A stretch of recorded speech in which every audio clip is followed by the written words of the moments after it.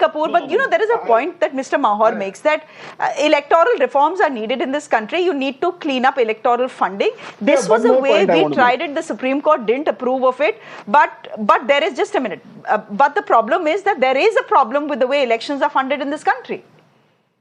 Yes, there is a problem. Like I was saying that earlier, Shreya, the problem was there are so many recommendations given by so many committees that were formed solely for this purpose. The recent one being the 255th Law Commission report, which had given series of reforms for political funding, which included every single penny should be accounted for. There should be CAG audit. There should be the penalty imposed on the political parties if they don't submit their statements on time. This 20,000 limit and giving of information which is 20,000 and above, that should go. So all these things were there. So instead of taking steps in this direction, what they introduced was electoral bonds and unlimited anonymous corporate donation. So how do you call it reform when the main crux of that scheme and the corporate donation was anonymity, unlimited donation, where only the government in power has the privilege to know that information, who is funding who, what amount is being funded, and even the opposition parties would also know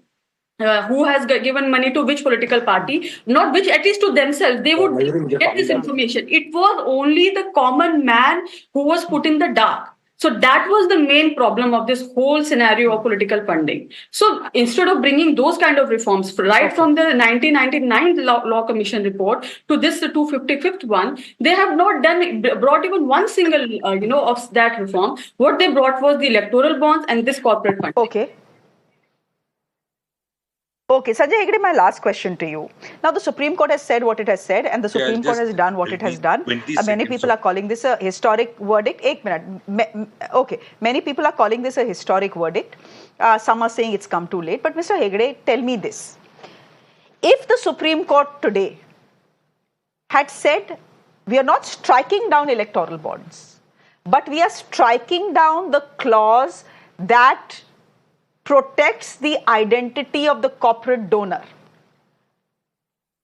would that have been the way forward? Would that have been, a step maybe to clean up India's elections and the way they are funded?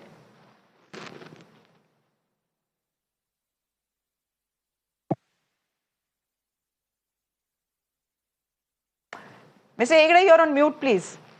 You'll have to unmute yourself. Sorry. See, it would have taken you in the court to the policy framework. You take away anonymity but leave the bonds intact. The bonds are freely transferable. What would happen even now, what has often happened is that company A buys the bonds, then it hands it over to the representative of company B or company C. And after 3 or 4 transfers from hand to hand, then it goes to be given to a political party. So that part of that free transferability and all that would also still have big money impacting elections. I gave the Supreme Court one example while arguing. You remember that during the Harshad Mehta scam days, Ram Jethmalani had organized a press conference and shown how 1 crore rupees in those days, where you didn't have 2,000 rupee notes, had to be fitted into a suitcase, which was then supposed to have been left at the Prime Minister's house. Now with an electoral bond, all that you need is an envelope. So striking down the entire scheme of electoral bonds, particularly on the footing that people need to know who is paying their politicians, which corporate is paying which set of politicians, and is there a quid pro quo? I think it is better to strike down the whole thing rather than have a piecemeal approach. Okay, we'll leave it there then. This has been an interesting discussion. Thank you very much, Sanjay Hegde, for joining us. Shivani Kapoor, good to have you on the show, fighting the good fight for the last 6 years. That's our organization, ADR. Mr. Adhikari, thank you very much. Pradeep Mahor, always good to have you on the show. And Suleiman Mohammad Khan, out of time, but thank you. Thank you for joining us.